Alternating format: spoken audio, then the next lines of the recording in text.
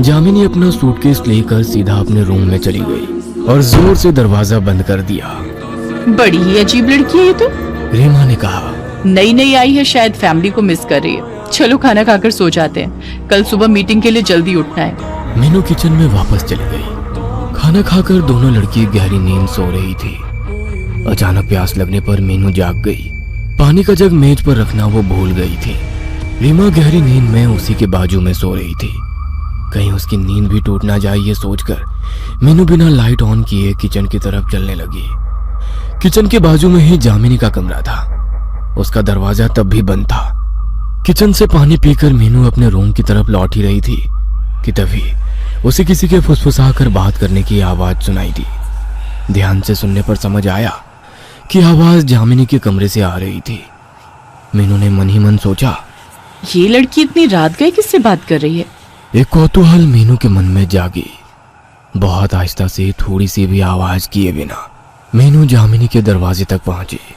फिर उसने होल से रूम के अंदर झांक कर देखा तो जामिनी बेड पर बैठी है। उसके खुले काले बाल हवा में उड़ रहे हैं और उसके सामने टेबल पर एक कैंडल जल रही है। जामिनी हाथ में एक फोटोग्राफ पकड़े हुए बेड पे बैठे बैठे झूल रही है और पागलों जैसे बड़बड़ कर रही है।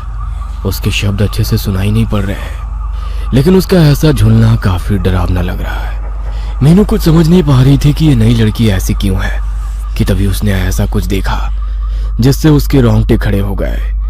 जामिनी ने फोटोग्राफ को टेबल पर रखा और एक छोटा सा बक्सा उठाया। बक्से का ढक्कन खोल के उसके अंदर से उसने एक छिपकली निकाली। जामिनी ने छिपकली को उसकी पूंछ से पकड़ा हुआ था। उल्टी लटकती हुई छिपकली अपने जान की भीख मांगती हुई हवा में तैर रही थी, लेकिन जामिनी ने उसकी जान नहीं बख्शी।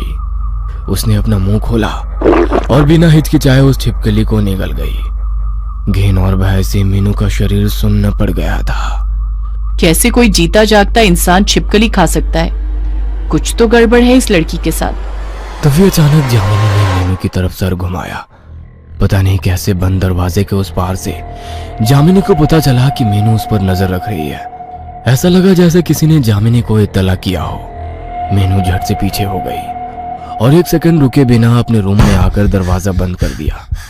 डर के मारे उसकी सांस फूल गई थी, होठ कांप रहे थे। जामिनी के रूम का दरवाजा खुलने की आवाज आई, फिर उसके पैरों के चलने की आहट मीनू के रूम के बाहर आकर रुक गई। मीनू ने सोचा कि कुछ भी हो जाए जामिनी को पता नहीं चलने देना है कि उसने उसको देख लिया है। 2 मिनट तक कोई आवाज नहीं, केवल मीनू की दौड़ती हुई धड़कन सुनाई दे रही थी।